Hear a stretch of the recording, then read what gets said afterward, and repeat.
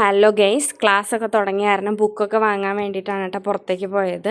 ഞങ്ങളപ്പനും fancy കടയിൽ കയറി. അപ്പുകുട്ടനായിട്ട് ഞാൻ ഇറങ്ങിയപ്പോൾ മുതൽ വഴക്ക് കൂടിക്കൊണ്ടിരിക്കുകയാണ്. ഫാൻസി കടയെന്ന് വെച്ച് കഴിഞ്ഞാൽ ഈ മൂക്കുത്തിയും സെക്കൻഡ് സ്റ്റഡൊക്കെ വരുമല്ലോ, അതിങ്ങനെ ഇടയ്ക്കിടയ്ക്ക് കയറി ഞാൻ നോക്കാറുണ്ട് പുതിയ കളക്ഷൻ ഉണ്ടോയെന്ന്. മാറ്റി മാറ്റി ഇടാൻ വേണ്ടിയിട്ടാണ്. എനിക്ക് ഭയങ്കര ഇഷ്ടമാണ്.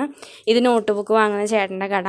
ഞങ്ങളുടെ സബ്സ്ക്രൈബറാണ് കേട്ടോ ചേട്ടൻ, എല്ലാ വീഡിയോയും കാണാറുണ്ട്. ആൾ ഇവിടുത്തുകാരനാണ്, മലയാളമൊക്കെ അത്യാവശ്യം നന്നായിട്ട് അറിയാം. അവിടുന്ന് നോട്ട് ബുക്കൊക്കെ വാങ്ങിച്ചിട്ട് എനിക്ക് ചായ കുടിക്കണമെന്ന് പറയുകയാണ് ഞാൻ അപ്പുക്കുട്ടൻ്റെ അടുത്ത്. അപ്പുക്കുട്ടനും ഞാനും കൂടെ അങ്ങോട്ടും ഇങ്ങോട്ടും തല്ലുകൂടിക്കൊണ്ടിരിക്കുകയാണ്. വേറെ ഒന്നല്ല, അവൾ ഭയങ്കര മൂഡ് ഓഫാണ്. എന്താണെന്നറിയാൻ പാടില്ല. കാര്യം എന്താണെന്ന് ചോദിച്ചിട്ട് പറയണമില്ല. അങ്ങനെ ഞങ്ങൾ ചായക്കട ലക്ഷ്യമാക്കി നടന്നു. അവിടെ നന്ദിനി എന്ന് പറഞ്ഞിട്ടൊരു ഷോപ്പുണ്ട് കേട്ടോ, അവിടെയാണ്. അത് നടത്തുന്ന മലയാളികളാണ്. ഈ ആൻറ്റിയാണ് കേട്ടോ, സുന്ദരിയാണ് കാണാൻ. എനിക്ക് ഭയങ്കര ഇഷ്ടമാണ് കേട്ടോ. ഞാൻ അങ്ങനെ വർത്താനം പറയും, എല്ലാവരുടെ അടുത്തും വർത്താനം പറയും. വഴി കൂടെ പോണവരുടെ അടുത്തും ചിരിച്ച് കാണിച്ചാൽ മതി, ഞാൻ അങ്ങോട്ട് കയറി വർത്താനം പറയും. ഒരു നാണവും ഇല്ലാണ്ട് ഞാൻ വർത്താനം പറയും.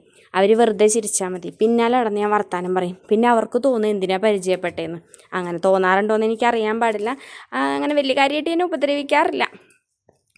ഇവിടുത്തെ ചായ എന്ന് പറയുന്നത് നല്ല കടുപ്പവും നല്ലോണം പാലും നല്ലോണം പഞ്ചസാര ഇട്ടിട്ടാണ് തരാറ്.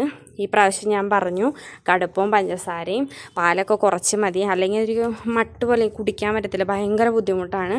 അങ്ങനെ പുള്ളിക്കാരി സ്പെഷ്യലായിട്ട് എനിക്ക് വേണ്ടി ചായ ഉണ്ടാക്കി തന്നു. ചായയല്ല, കാപ്പി. ഞാൻ ചായ കുടിക്കൽ കുറവാണ്, കാപ്പിയാണ് കൂടുതൽ കുടിക്കുന്നത്. അപ്പോൾ അതൊക്കെ കുടിച്ച് ഞാൻ അപ്പുക്കുട്ടനെ അവിടെ ഇങ്ങനെ ചൊറിഞ്ഞുകൊണ്ട് നിൽക്കുകയാണ്. അവൾ ചായ കുടിക്കാനോ കാപ്പി കുടിക്കാനൊക്കെ എൻ്റെ കൂടെ വരാറുള്ളതാണ്. ഇന്ന് മൊത്തം മൂഡ് ഓഫാണ്. ഈ പറകിൽ നിൽക്കണ ചേച്ചി കണ്ട എൻ്റെ കയ്യും എന്തിനാണെന്നറിയില്ല തോണ്ടി. എനിക്ക് എന്നതിനൊന്നും മനസ്സിലായില്ല കേട്ടോ. പെട്ടെന്ന് ഞാൻ ഞെട്ടിപ്പോയി തിരിഞ്ഞു നോക്കി ആ ചേച്ചീനെ നോക്കിയപ്പോൾ ആ ചേച്ചി അങ്ങ് നീങ്ങിയെന്നു. കൈ അറിയാണ്ട് തട്ടേതാണോയെന്നറിയാൻ പാടത്തില്ല. ഞാനവിടെ കുറേ എക്സ്പ്രഷനൊക്കെ ഇട്ടു. വീഡിയോ എടുക്കേണ്ടത് ഞാൻ തന്നെ, എങ്ങനെയാണ് വീഡിയോ എടുക്കേണ്ടതെന്ന് പറഞ്ഞു കൊടുത്തിട്ട് ഞാൻ തന്നെ അഭിനയിച്ചിട്ട് വീഡിയോ എടുപ്പിക്കണമാണ്. എന്തൊരവസ്ഥയോ എന്തോ, എന്ത് ചെയ്യാനോ എന്തിരോ. അങ്ങനെയൊക്കെയല്ലേ പഠിക്കുക. ഒരുപാട് പേര് വീഡിയോ കാണുന്നുണ്ടെന്നറിയാം. എല്ലാവർക്കും വളരെയധികം നന്ദി. അങ്ങനെ ചായ കുടിച്ച് ചായയുടെ കപ്പ് നോക്കിയപ്പോൾ വായിലുള്ള എല്ലാ ലിപ്സ്റ്റിക്കും ചുണ്ടത്തിലുള്ള എല്ലാ ലിപ്സ്റ്റിക്കൊക്കെ അപ്പം വേണ്ടി കേട്ടോ. ഈയിടെയായിട്ട് എനിക്കറിയാൻ പാടില്ല, ലിപ്സ്റ്റിക്കിനോടൊരു ഭയങ്കര എന്താ പറയുക, ഒരു ഇഷ്ടമാണ്.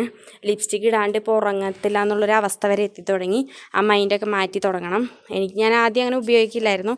ഇവിടെ കോളേജിൽ അങ്ങനെ ഇടാൻ പാടില്ല ലിപ്സ്റ്റിക്കൊന്നും. എന്നാലും ഞാനിപ്പോൾ ലിപ് ബാം ഇട്ട് അതിൻ്റെ മേളിൽ കൂടെ കുറച്ചൊക്കെ ഇടും. ഇതിനിപ്പോൾ ആരെങ്കിലും കേട്ട് കഴിഞ്ഞാൽ പോയി മാമിൻ്റെ അടുത്ത് പറഞ്ഞു കഴിഞ്ഞാൽ ലിപ് ബാം ഇടൽ നിൽക്കേണ്ട അവസ്ഥയായിരിക്കും. അങ്ങനെ ഞങ്ങൾ ചായ കൂടിയൊക്കെ കഴിഞ്ഞ് തിരിച്ച് പോകുന്നു കേട്ടോ. തിരിച്ച് ഞങ്ങൾ കുരങ്ങനുണ്ടോയെന്ന് എപ്പോഴും മുകളിൽ കുരങ്ങനുണ്ടോ നോക്കിയിട്ട് മാത്രമേ കയറാറുള്ളൂ. കാരണം കയ്യിൽ സാധനങ്ങളുണ്ടെങ്കിൽ കുരങ്ങനായിട്ട് അവിടെ യുദ്ധം നടത്തേണ്ടി വരും. ജോസമ്മ ഫസ്റ്റ് കയറിപ്പോയി, പിന്നാലെ ഞാനും പോയിട്ടോ. Okay, bye.